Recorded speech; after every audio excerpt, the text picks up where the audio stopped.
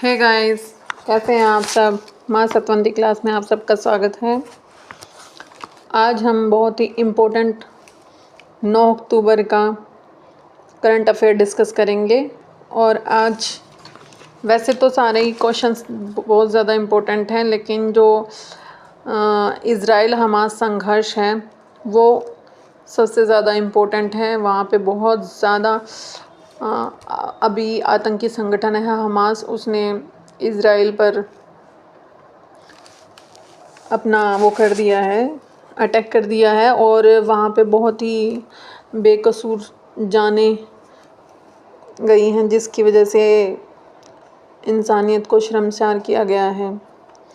आज हम इस बारे में डिस्कस करते हैं और आपको समझाते हैं। फर्स्ट क्वेश्चन बहुत ही ध्यान से सुनना और समझना पूरे संघर्ष के बारे में।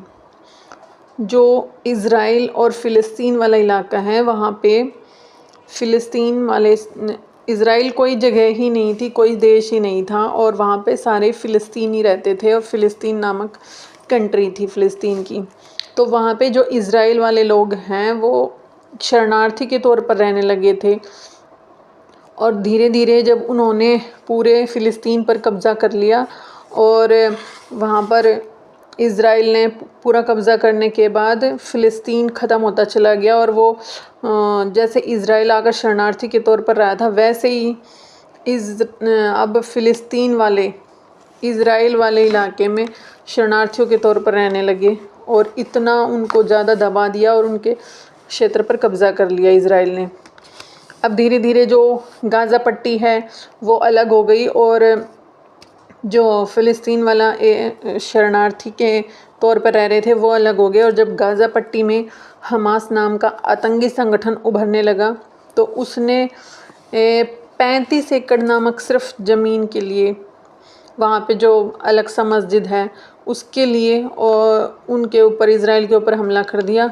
और जो ये इज़राइल ने जो हमला किया है, इज़राइल के ऊपर जो हमला किया है हमास ने, उसको ऑपरेशन अल अक्सा फ्लड बोलते हैं। और जो इज़राइल वालों ने उनके ऊपर उस पे जवाबी कार्रवाई की है तो उसको आयरन स्क्वाड बोलते हैं, स्वाड। और जो ये हमास हैं ये इस्लाम धर्म को मानने वाले हैं और इनके साथ ईरान ने भी इनका साथ देने की कोशिश की है।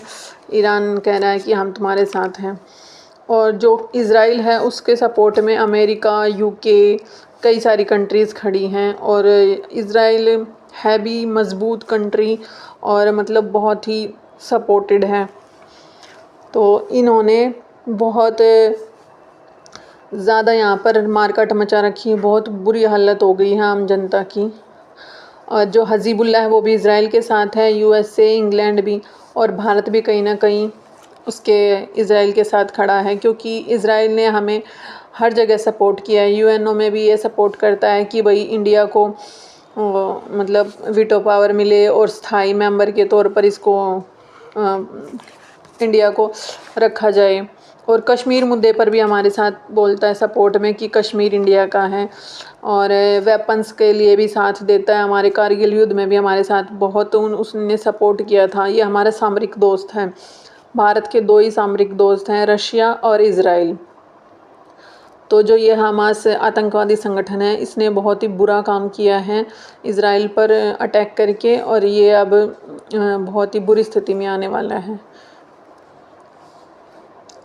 फ़िलिस्तीन ने आतंकी संगठन हमास ने इज़राइल के विरुद्ध प्रारंभ किया ऑपरेशन अल अक्सा फ्लड। ये पूरी खबर थी जिसके बारे में मैंने आपसे कुछ डिस्कस किया। अगर आपको हमारा डिस्कशन अच्छा लगा हो, वीडियो अच्छी लगी हो, तो हमें प्लीज़ लाइक करें, शेयर करें और सब्सक्राइब करें। नेक्स्ट है, स्पेनिश निजी कंपनी ने यूरोप का पहला पुनः प्रयोजन रॉकेट मिड्रा-1 किया लॉन्च। ये रीयूजेबल रॉकेट है और ये कंपनी PLD स्पेस कंपनी ने इसको लॉन्च किया है, जो स्पेन की कंपनी है। स्पेन से लॉन्च किया है, अटलांटिक महासागर में जाकर गिरा है, इसको दोबारा से कलेक्ट कर दिया गया है। और ये यूरोप का फर्स्ट ऐसा रीयूजेबल रॉकेट है। और जो ये है इसका नाम लड़ने वाले बैल के नाम पर रखा गया है। नेक्स्ट है, यूके ने दुनिया की सबसे शक्तिशाली लेज़र वल्कन 2020 परियोजना को किया प्रारंभ। वर्ल्ड मोस्ट पावरफुल लेज़र है ये। और ये जो बन रहा है ये बहुत ही लेज़र बन रही है, ये पावरफुल लेज़र बन रही है। और ये इसका काम स्टार्ट हो गया और 6 साल में बनकर तैयार हो जाएगा और इसकी 20 गुना अधिक शक्तिशाली होगी अब ये, और 20 किलोग्राम जूल आउटपुट आने वाला है इससे। नेक्स्ट है 19वें एशियाई खेलों में भारतीय दल ने 28 स्वर्ण सहित कुल 107 पदक जीते, जो कि इंडिया का आज तक का बेस्ट स्कोर रहा है। और ये खेल हमने आपसे कितनी बार डिस्कस कर चुके हैं कि ये होंगजू चाइना में हो रहे हैं, और इनके ध्वजवाहक भी हमने आपको बताया था जो शुरुआत में रहे थे इंडिया के। और अब ये समापन कार्यक्रम में PR श्रीजेश हॉकी टीम के गोलकीपर रहे हैं ध्वजवाहक समापन कार्यक्रम के। और जो चीन है वो फर्स्ट पोजीशन पर रहा है, 383 टोटल इसने मेडल जीते हैं और 201 गोल्ड जीते हैं। सेकंड नंबर पर जापान रहा है, 52 गोल्ड जीते हैं। और थर्ड नंबर पर साउथ कोरिया रहा है। और भारत की स्थिति 4th रैंक रही है। भारत ने 28 गोल्ड, 38 सिल्वर और 41 ब्रॉन्ज जीते हैं।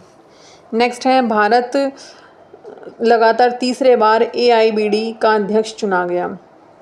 AIBD की फुल फॉर्म है Asia Pacific institute for broadcasting development. ये 1977 में इस्टेब्लिश हुआ था और कुआलालंपुर मलेशिया में इसका हेडक्वार्टर है। और जो 21वां सम्मेलन है वो पोर्ट लुई मॉरिशस में हुआ है इसका। और उसी में ये घोषणा हुई थी कि भारत इसकी अध्यक्षता करेगा। और अध्यक्ष अब इसके रहे हैं गौरव द्विवेदी, प्रसार भारती के जो CEO हैं। नेक्स्ट है उत्तर प्रदेश के प्रयागराज में भारतीय वायुसेना के 91वें स्थापना दिवस समारोह का हुआ आयोजन। जैसा आज 9 तारीख है तो 8 अक्टूबर यानी कि कल 8 अक्टूबर को भारतीय वायुसेना का स्थापना दिवस होता है। 8 अक्टूबर 1932 में इसकी स्थापना हुई थी और जो इसका पुराना नाम है वो रॉयल एयर फोर्स था। और इसका 91वां स्थापना दिवस मनाया गया है। और परेड के जो हेड हैं वो फर्स्ट टाइम महिला बनी है शालिजा धामी। और नभ स्पर्शम दीप्तम इसका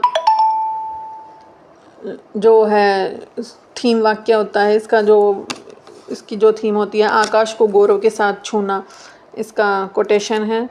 और जो ये सेना के हेड हैं वायुसेना के VR चौधरी वायुसेना के हेड हैं। जो ये प्रयागराज में इसका समारोह हुआ है तो वो इलाहाबाद में बमरोली वायुसेना स्टेशन पर शुरू हुआ है। रिलायंस के जियो मार्ट ने MS धोनी को बनाया ब्रांड एम्बेसडर। जो रिलायंस जियो मार्ट हैं उन्होंने अभी अपने ब्रांड एम्बेसडर बनाए हैं, वो बनाए हैं MS धोनी को। और जो ICC वर्ल्ड कप के ब्रांड एम्बेसडर हैं वो शाहरुख खान हैं। और ICC वैश्विक राजदूत सचिन तेंदुलकर को बनाया गया है। नेक्स्ट है असम सरकार ने मुख्यमंत्री लोक सेवक आरोग्य योजना की प्रारंभ। जो असम सरकार है वहाँ CM हैं हेमंत बिस्वा। और जो वहाँ के जो सरकारी कर्मचारी हैं, पेंशन भोगी हैं और इनके परिवार वाले जो इनके ऊपर आश्रित हैं उनको ऑनलाइन चिकित्सा बिल प्रोवाइड करवाया जाएगा और अपनी मनपसंद के हॉस्पिटल से इलाज करवा सकते हैं और कैशलेस मेडिकल क्लेम मिलेगा।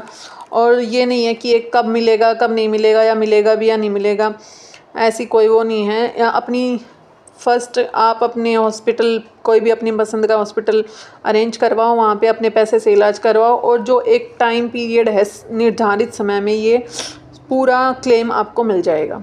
ये योजना वहाँ पे शुरू हुई है।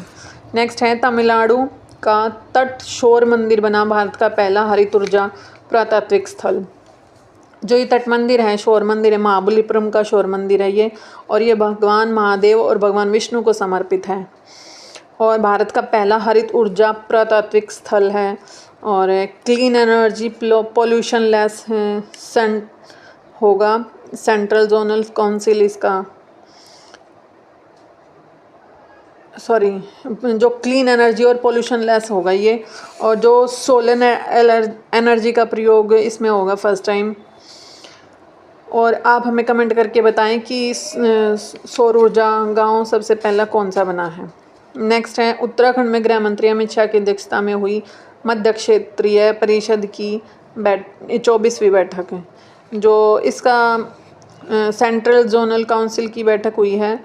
तो ये अमित शाह की अध्यक्षता में हुई है, जो हमारे गृह मंत्री हैं, और इसका हेडक्वार्टर प्रयागराज में इलाहाबाद में है। जो उत्तराखंड में गृह मंत्री अमित शाह इनकी अध्यक्षता में हुई ये बैठक, और प्रयागराज इलाहाबाद में टिहरी में ये बैठक हुई है।